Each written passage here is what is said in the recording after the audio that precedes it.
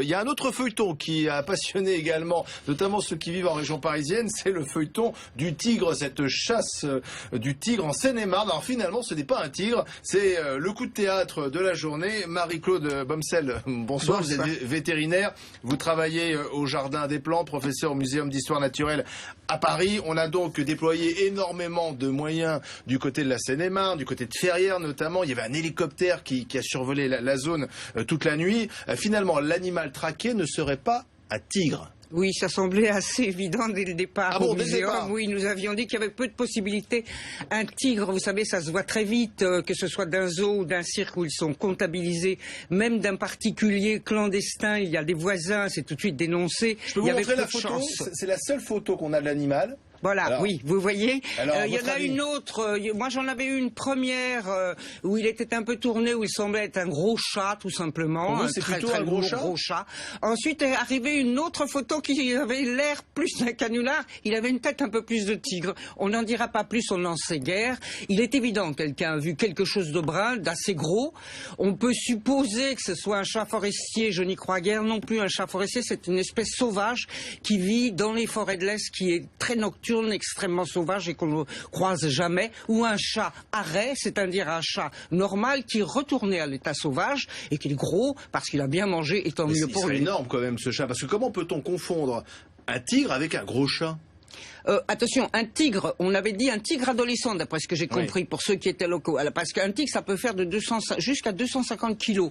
Un lynx, par exemple, en France, il y en a 150, ça fait 20 kilos. Un gros chat, ça fait 10 kilos. Il y a certains gros chats qui peuvent faire... Les chats forestiers font de 5 à 10 kilos. Vous savez, quand vous êtes paniqué, c'est très banal. Hein. D'abord, les chats, les gens, immédiatement, c'est un tigre, un lion. Bon, nous avons au muséum des orang-outans, c'est toujours des gorilles. Il faut toujours l'animal très gros. On a perdu la notion de nature de plus en plus et on a peur. En même temps, les tigres, on n'en voit pas tous les jours. Voilà, ils sont très rayés. Moi, j'avais dit dès le départ, c'est un tigre, c'est rayé. Bon, c'est tigré, quoi. On peut pas dire autrement. Bon, vous avez effectivement aussi des panthères. Tous ces animaux sont mimétiques. Donc, c'est pas si simple. Le tigre, moi, je l'avais éliminé. Oui, vous l'aviez éliminé. Alors, pourquoi a-t-on déclenché autant de moyens, la gendarmerie, l'hélicoptère et la population qui commençait un peu à s'inquiéter? Principe de précaution, c'est classique. Bon, on va pas réprouver. Il y a un risque, un danger.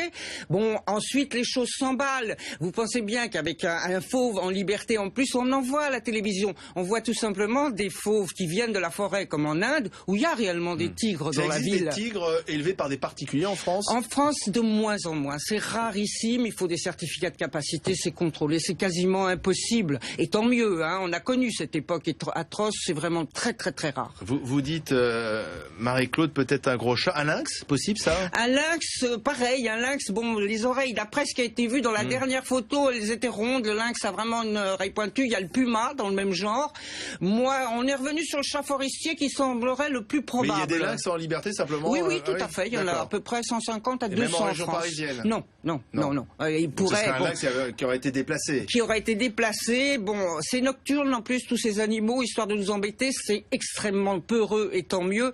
Ça se cache, ça circule la nuit, donc tous les fantasmes sont là pour avoir peur. Hein. C'est grâce à une expertise, rappelons-le, menée par l'Office national de la chasse et de la faune sauvage sur l'empreinte retrouvée notamment près de la station-service sur l'autoroute A4 qu'on a pu déterminer que c'était pas un tigre. Voilà. On a mis du temps. On l'a pas attrapé. Comment ça se fait qu'on n'arrive pas à attraper, même s'il s'agit d'un gros chat? C'est compliqué? C'est toujours très compliqué. Regardez les loups en France. Bon, évidemment, je suis contre personnellement, mais on donne l'autorisation d'abattre 25 loups. On en abat 3 ou 4 dans le meilleur des cas, avec énormément de gens, comme des gardes-chasse de l'ONF, qui sont extrêmement méticuleux et connus pour leurs compétences. Alors, vous pensez bien là que tout d'un coup, un animal qui se cache, qui de toute façon aurait pu être acculé, aurait pu être beaucoup plus dangereux en plus, parce qu'à ce moment-là de peur, il peut attaquer. C'est extrêmement difficile à voir, surtout la nuit. C'est mimétique, c'est fait exprès, vous savez. Et pour rassurer la population, il faut quand même mettre la main sur cet animal. Souhaitons-le, à mon avis, il ne sera jamais trouvé. C'est classique. Hein. Tous les ans, nous avons une folie comme ça qui nous angoisse, mais c'est un principe de précaution, il faut le conserver quand même. Merci Marie-Claude Bomsel. Bon week-end à vous. Dans un instant, vous avez rendez-vous à 19h avec Karine de Ménonville, qui reçoit notamment l'écologiste Jean-Vincent Placé. Très bonne soirée, très bon week-end. Je vous donne rendez-vous lundi 18h pour BFM Story.